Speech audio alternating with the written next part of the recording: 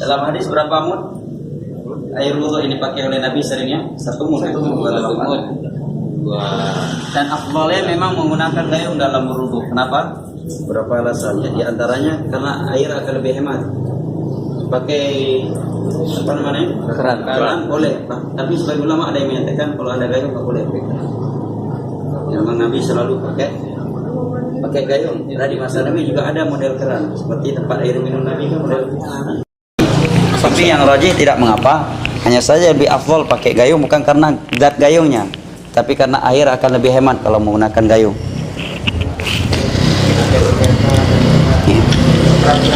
Dalam masalah wudhu telah kita ingat hadis paling inti dalam masalah wudhu adalah 2 ya. Hadis Utsman bin Affan, yang kedua adalah hadis Abdullah bin Zaid radhiyallahu anhuma, dan kedua-duanya riwayat Bukhari dan Muslim telah mempraktekkan wudhu Nabi yang disaksikan oleh para tabi'in secara gamblang. Dalam hadis tersebut disebutkan fa'akfa apa dulu bismillah, dan itu bukan rukun ya. Sebagai ulama belum mendapat rukun, syarat sah. Fa'akfa ala yadihi 3 marrat.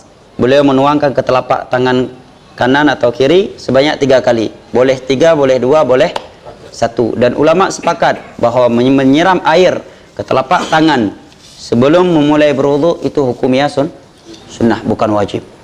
Ya, kalau ada yang berkata ada najis, ya berarti bersihkan najis dulu baru berwudu. Ya. Boleh berapa kali? 1. Boleh. Nah.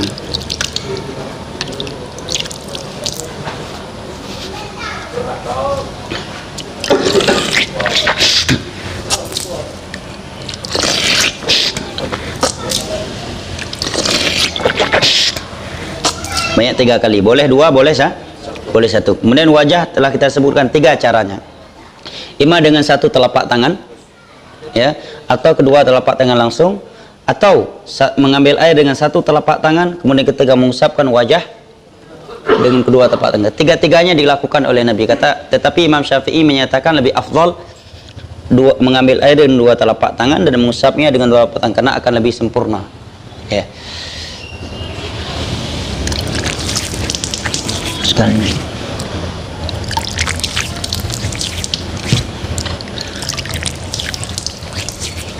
3 kali ya. Kemudian tangan sampai ke siku sebanyak 3 kali. Telah kita bahas bahwa sampai ke siku bukan berarti harus dari sini ke siku, nggak boleh dari siku ke bawah. Yang rajih boleh dari bawah ke atas atau dari atas ke bawah. Selama semua yang dicucinya itu adalah sampai siku. 3 kali, 2 kali atau sekali. Mana dulu, kanan dulu atau kiri dulu? Kalau dia mulai kiri dulu baru kanan, sah nggak wudunya? Sepakat ulama Islam, kata Imam Nawawi, sah. Hanya saja dia meninggalkan yang lebih afdal. Nah. Dihitung sekali, ingat kata Imam Nawawi, bil isti'am, apabila seluruh anggota wudu bagian anggota wudu tersebut telah basah. Tapi kalau sebagiannya di sini sekali, ambil sekali lagi untuk di sini. Ini dihitungnya masih sekali. Bukan dengan niat sekali 2 kali itu, tetapi dengan isti'ab, dengan telah menyentuh atau membasahi seluruh bagian anggota wudhu tersebut. Nah, kemudian kirinya boleh dengan kanan atau dia masukkan begini ya. Nah. Boleh juga begini ya.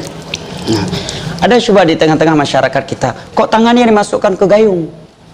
Bisa jadikan tangan najis, kotor. Kita jawab, agama ikut dalil, Nabi memasukkan, para sahabat ketika mempraktek hukum zalimi memasukkan. Kedua, kalau beralasan ini najis, ya udah pasti bersihkan dulu najis, baru oh kayaknya bisa jadi. Ilmu agama ilmu pasti, tidak boleh kayak wal aslu fi thiyabi, hukum asal pada pakaian tempat adalah kesucian, tidak boleh divonis najis kecuali memang sudah dipastikan adanya benda najis.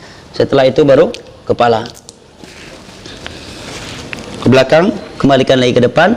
Kemudian tadi disebutkan Nabi mengusapkan kedua daun telinganya bi sabbahataini, zahirahuma bi ibhamaihi wa batinahuma bi sabbahataini. Dua daun telinga dengan dalamnya dengan 2 jari telunjuk, luarnya dengan jempol. Ya, boleh juga dia tanpa mengambil air baru lagi, tapi afdalnya dia ngambil air baru setelah tangan, ambil air lagi untuk mengusap kepala. Ini kalau kepalanya tidak ada imamah. Kalau ada imamah, maka diusapkan imamah saja bersama daun telinga. Ya. Tapi yang ketiga, ujung kepala sedikit, kemudian baru imamah. Jelas ya? Taib. Tadi air setengah gayung ya, bukan 1 gayung ya. Sekali. 2 kali.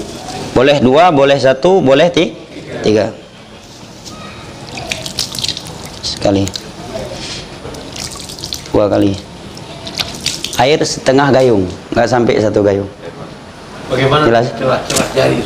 Celah-celah jari telah kita bahas. Apabila memang air nggak mungkin sampai atau nggak akan bersih kecuali dengan sela-sela, maka wajib dia menyala-nyalakan.